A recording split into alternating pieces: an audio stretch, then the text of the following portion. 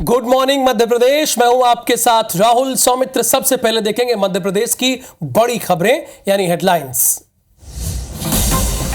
सदस्यता अभियान को लेकर आज भोपाल में भारतीय जनता पार्टी की बड़ी बैठक। सभी मोर्चा प्रकोष्ठ और विभागों की टीम की meeting. CM doctor Mohan Yadav भी होंगे शामिल। आज ग्वालियर में रीजनल इंडस्ट्री कॉन्क्लेव का शुभारंभ करेंगे सीएम डॉक्टर मोहन यादव।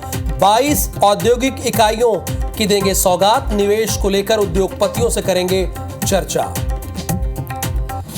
मध्य प्रदेश में एक बार फिर प्रशासनिक सर्जरी। देर रात 7 आईपीएस ऑफिसर्स के तबादले। सब्यसाची सर्राफ को पुलिस मुख्यालय भोपाल का एआईजी बनाया गया।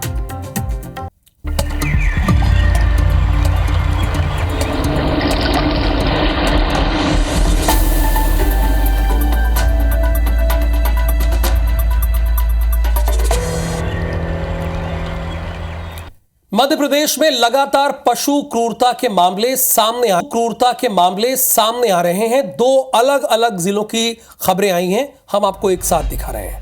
जहां गायों से बर्बरता की है। पहली तस्वीर जबलपुर से है, जहां खेत में घुसने की वजह से खेत के मालिक ने गाय के पैर बांधकर बेरहमी से पिटाई की है। और इतने से भी जब आरोपी का मन नहीं भरा तो उसने गाय के साथ अप्राकृतिक व्यवहार किया है। अब ये मानसिकता कैसी है, ये आप बताइए। पूरे घटनाक्रम का वीडियो आरोपी ने खुद ही बनाया और वायरल किया। फिलहाल पुलिस ने आरोपी को गिरफ्तार कर लिया है और आरोपी पर पशु क्रूरता अधिनियम के तहत कार्रवाई की जा रही है। अब आते हैं दूसरी तस्वीर की तरफ। ये सतना के रैगांव मोड़ के पास की है, जहां दर्जन भर से ज्यादा गायों को नदी की तेज धारा में बलपूर्वक ढकेल दिया गया है, जिससे वो संभल न पाए और बह जाएं। पानी की तेज धार में अधिकांश गायें डूब गए। ये तस्वीरें आपको विचलित कर सकती है, इसमें कोई दो राय नहीं है। लेकिन हम आपको खबर बता रहे हैं जो हो रहा है हमारे समाज में। जानकारी के मुताबिक स्थानीय लोगों ने फसल नुकसान होने पर गौवंशों के साथ ऐसी क्रूरता की। चारों तरफ से घेर कर गौवंश को नदी में धकेला जा रहा है। वहीं अब इसका वीडियो वायरल हो रहा है। धर्म गौतम ये जबलपुर से हमारे साथ जुड़े हुए हैं और मृदुल पांडे ये हमारे साथ सतना से जुड़े हुए हैं। धर्म, मैं आपसे जानना चाहूँगा कि उस शख्स के साथ जिसने गाय के साथ ये क्रूरता की है, क्या व्यवहार किया गया है और क्या वजह थी? जी बिल्कुल, देखिए, जिस शख्स ने गाय के साथ ऐसा मानवीय व्यवहार किया था, इतनी बर्बरता के साथ गाय के साथ मारपीट की थी, उसको तो फिलहाल पुलिस ने पशु क्रूरता अधिनियम के तहत मामला दर्ज करते हुए गिरफ्तार कर लिया है। लेकिन बेहद ही शर्मनाक करने वाली ये तस्वीर जो दर्शक देख रहे हैं, वो किस तरह से कि गाय जो है एक बेजुबान जानवर, जब किसी की खेत में खेत में घुस जाता है तो उसके बाद किस तरह से बर्बरता पूर्वक उसके साथ व्यवहार किया गया। मकान मालिक 2 दिन से अपनी गाय को तलाश रहा था, लेकिन गाय नहीं मिली। जब उसे सूचना मिलती है कि इस तरह गाय के साथ बर्बरता हुई है, मारपीट हुई है, और जब वह अपनी गाय को तलाश करता है तो गाय बेहोशी की हालत में मिलती है।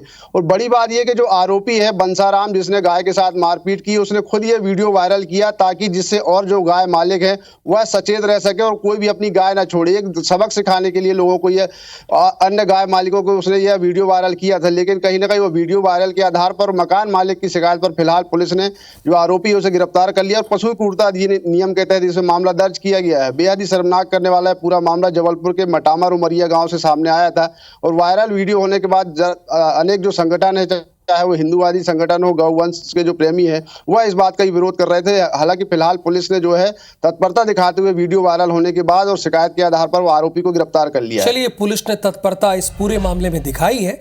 मृदुल, क्या उन लोगों के खिलाफ भी पशु क्रूरता अधिनियम के तहत कार्रवाई की है जिन्होंने गायों को पानी की तेज धारा में ढकेल दिया बलपूर्वक?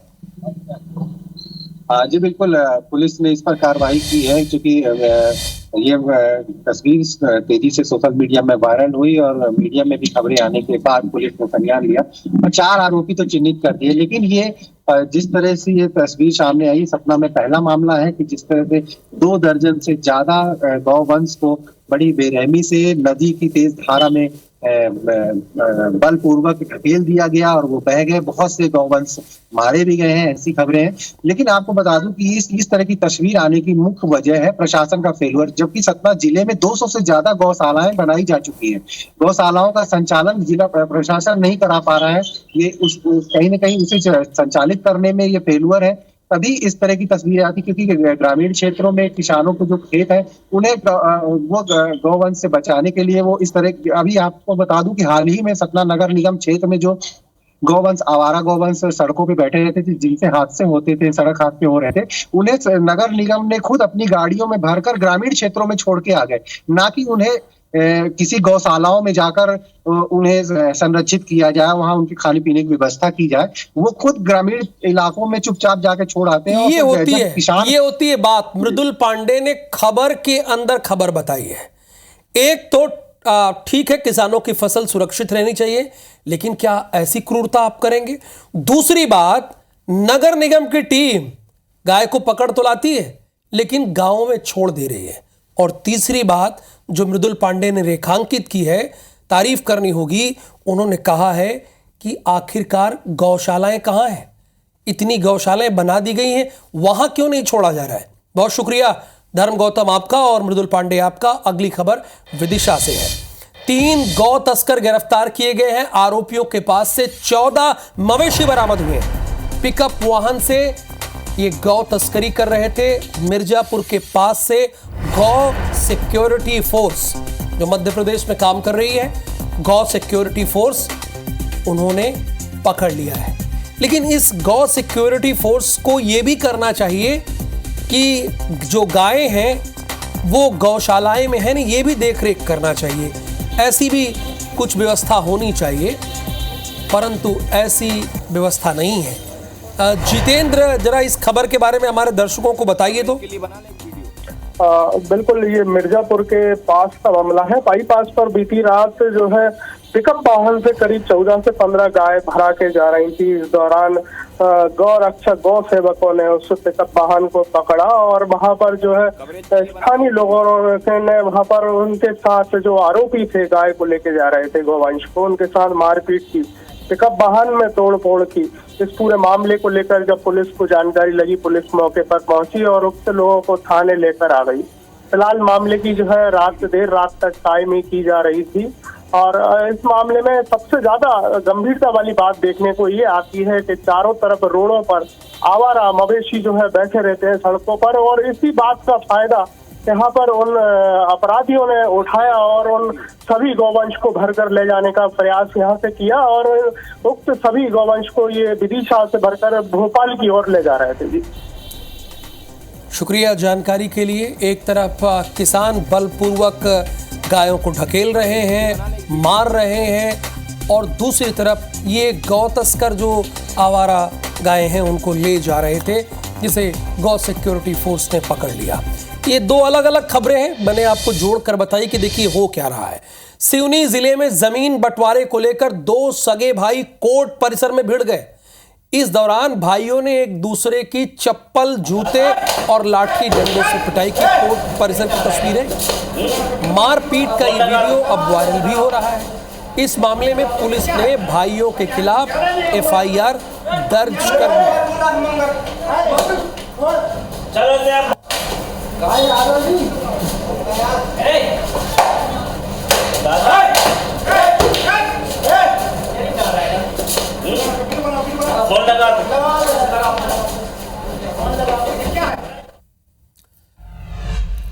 कभी ये साथ पढ़े होंगे, साथ खेले होंगे, लेकिन आज जमीन के लिए किस तरह से एक दूसरे की जान लेने पर आमादा हैं वो आपने देखा ही।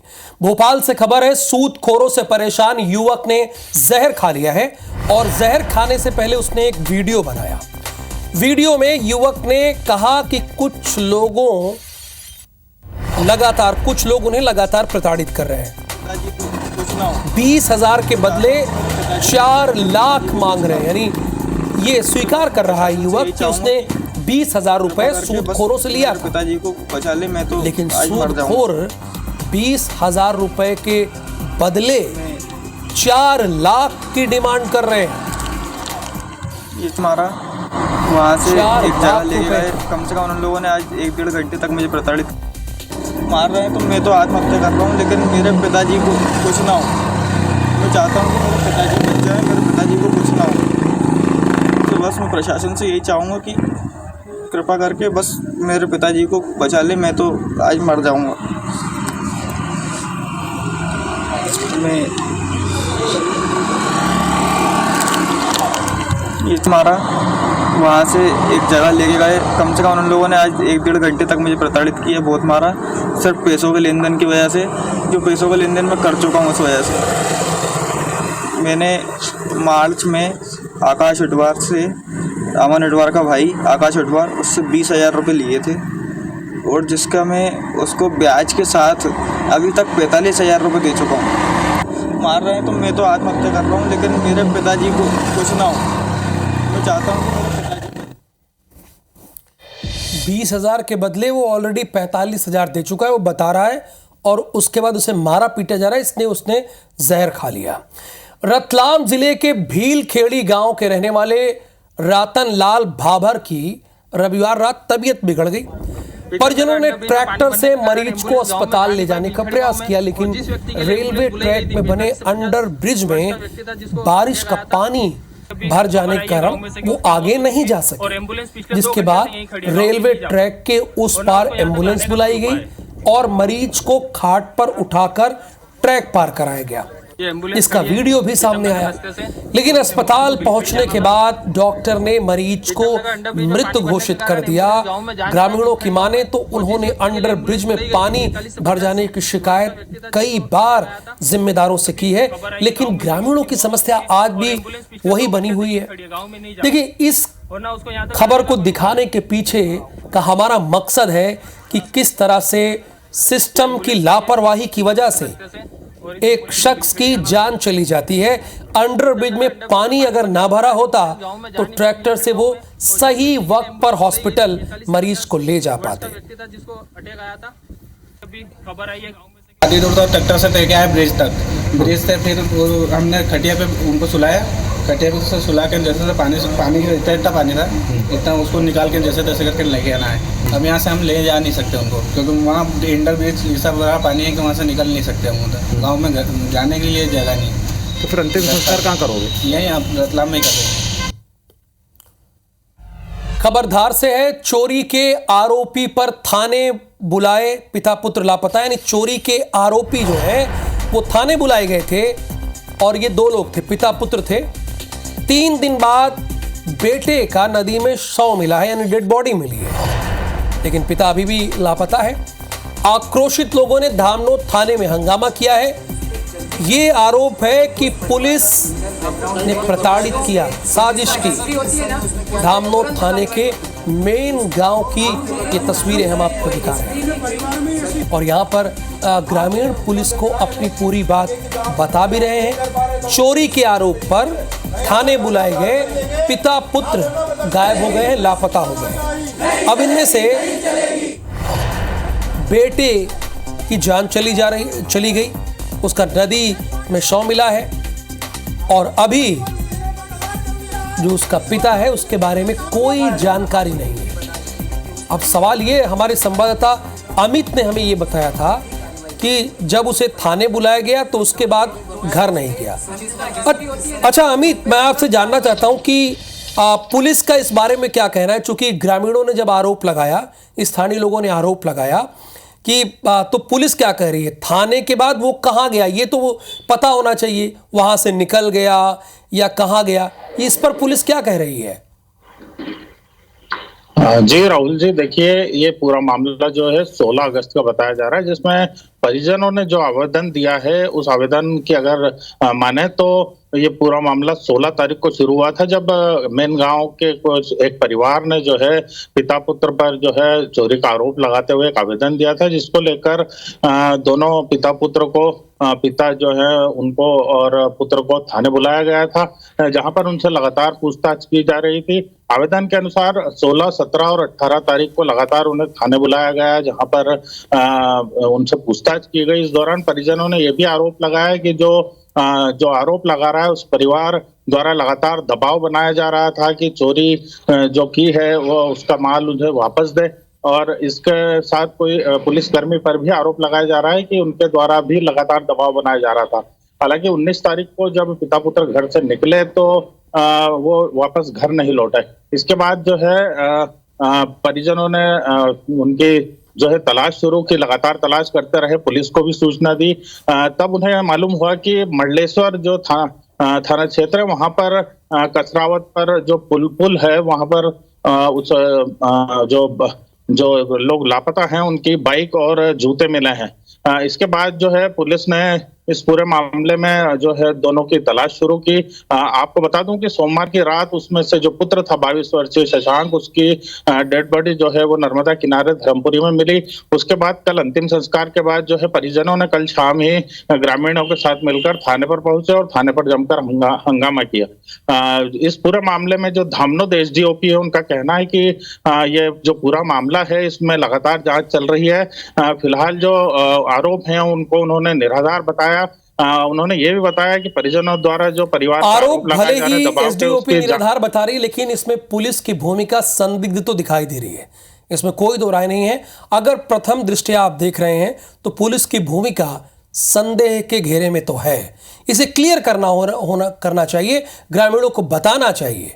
आगे बढ़ेंगे, भोपाल से अगली खबर है। देर रात 7 आईपीएस ऑफिसर्स के तबादले किए गए हैं। अरुण कुमार मिश्रा एसपी ईओडब्ल्यू भोपाल की जिम्मेदारी दी गई है। राजेश कुमार मिश्रा एसपी विशेष पुलिस स्थापना लोकायुक्त की जिम्मेदारी दी गई है। रामेश्वर सिंह यादव इन्हें एसपी ईओडब्ल्यू इंदौर बनाया गया है। सभ्यसाची सर्राफ एआईजी पुलिस मुख्यालय भोपाल की जिम्मेदारी दी गई है। मनु व्यास एआईजी रीवा जोन की जिम्मेदारी दी गई है। राजेश सहाय को एसपी विशेष पुलिस स्थापना आयुक्त और धनंजय शाह को एआईजी पुलिस मुख्यालय भोपाल की जिम्मेदारी दी गई है। ग्वालियर में आज रीजनल इंडस्ट्री कॉन्क्लेव का उद्घाटन मध्य प्रदेश के chief minister doctor Mohan Yadav करेंगे। उद्योगपतियों से निवेश को लेकर सीएम 1-to-1 चर्चा करेंगे। 22 औद्योगिक इकाइयों का भूमि पूजन और लोकार्पण भी होगा। CM Mohan Yadav invest MP portal को लॉन्च भी करेंगे।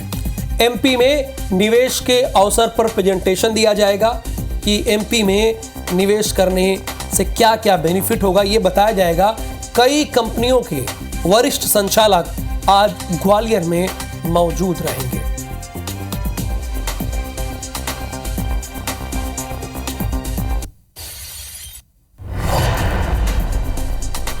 आज बीजेपी दफ्तर में बड़ी बैठक होगी। भोपाल में सदस्यता अभियान को लेकर यह बैठक रखी गई है। सभी मोर्चा प्रकोष्ठ और विभागों की टीम इस बैठक में शामिल होंगे।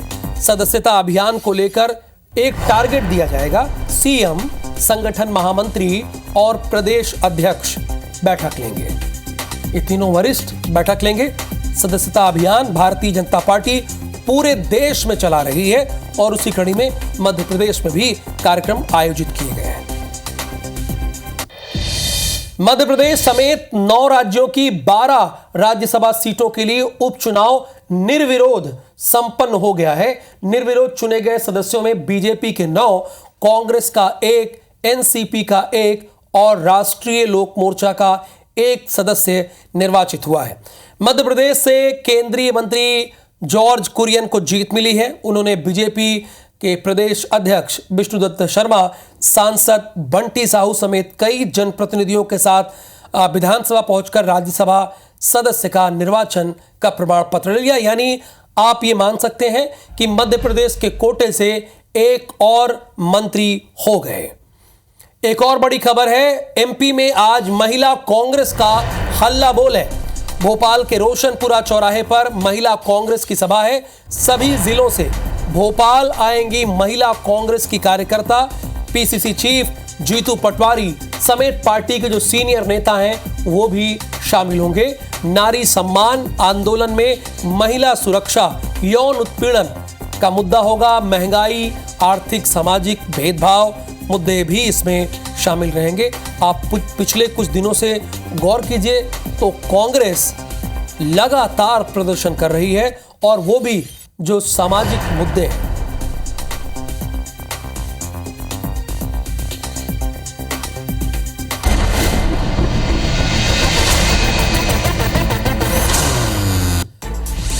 राजिम में तेज रफ्तार कार ने बाइक और मोपेड सवार को टक्कर मार दी। हादसे में 3 लोग गंभीर रूप से घायल हो गए। महादेव सट्टा ऐप के मामले में नेटवर्क के मास्टरमाइंड को गिरफ्तार कर लिया गया। आरोपी को गुजरात से गिरफ्तार किया है। गरियाबंद में शहर के बीचों बीच तेंदुए के पहुंचने से दहशत का माहौल है। जिला अस्पताल के बाउंड्री वॉल के पास तेंदुआ देखा गया है। जादगीर में डीजे की धुन पर टीआई और पुलिस कर्मियों का डांस वायरल हो रहा है। जन्माष्टमी पर फिल्मी गानों में पुलिसकर्मी डांस करते दिखाई दिए हैं। नवापारा में IBC24 की खबर का असर हुआ है। रेत के अवैध भंडारण का मामला बताया जा रहा है। खनिज और राजस्व विभाग ने कार्रवाई की है।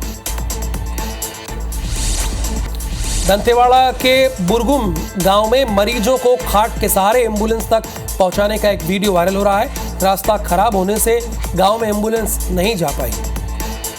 अंबिकापुर में शराब के नशे में धुत मंत्री के रिश्तेदार का एक वीडियो वायरल हो रहा है। अंबिकापुर बस स्टैंड पुलिस ने शराब के नशे में हंगामा करते हुए युवक को धर दबोचा।